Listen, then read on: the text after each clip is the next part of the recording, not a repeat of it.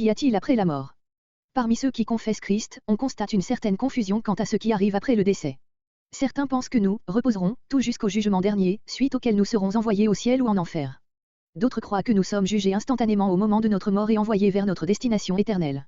D'autres encore pensent qu'après notre mort, notre âme ou notre esprit est envoyé dans un ciel ou un enfer, provisoire, en attendant la résurrection, le jugement dernier et enfin, notre destination éternelle.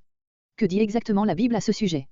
D'abord, la Bible nous dit qu'après la mort, l'âme / l'esprit des croyants part au ciel, parce que leurs péchés sont pardonnés du fait qu'ils ont accepté Christ comme leur sauveur, Jean 3,16, 18, 36. Pour les croyants, la mort, c'est quitter ce corps pour aller vivre auprès du Seigneur. 2 Corinthiens 5,6-8, Philippiens 1,23, d'autres passages, comme 1 Corinthiens 15,50-54 et 1 Thessaloniciens 4,13-17, décrivent cependant la résurrection des croyants, qui reçoivent un corps glorifié.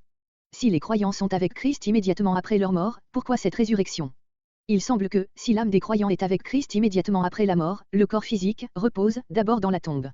À la résurrection des croyants, le corps physique ressuscitera glorifié et sera réuni avec l'âme / l'esprit, puis les croyants vivront éternellement dans les nouveaux cieux et la nouvelle terre, Apocalypse 21-22. Par ailleurs, ceux qui n'auront pas accepté Jésus-Christ comme leur sauveur seront punis éternellement après leur mort.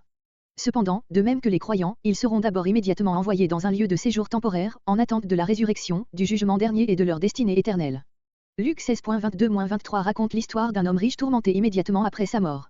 Apocalypse 20.11-15 décrit la résurrection des incroyants, pour être jugés devant le grand trône blanc, puis jetés dans l'étang de feu.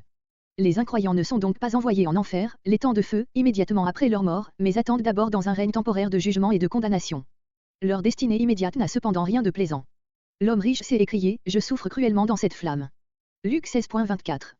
Par conséquent, après la mort, nous serons d'abord dans un ciel ou enfer, provisoire. Ensuite, lors de la résurrection, notre destinée éternelle ne changera pas, mais seul son emplacement changera. Les croyants habiteront les nouveaux cieux et la nouvelle terre, Apocalypse 21.1. Les incroyants, eux, seront jetés dans l'étang de feu, Apocalypse 20.11-15.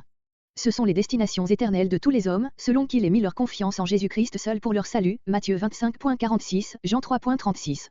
Avez-vous pris la décision d'accepter Christ après ce que vous venez de lire ici? Si oui, cliquez sur le bouton ci-dessous, J'ai accepté Christ aujourd'hui.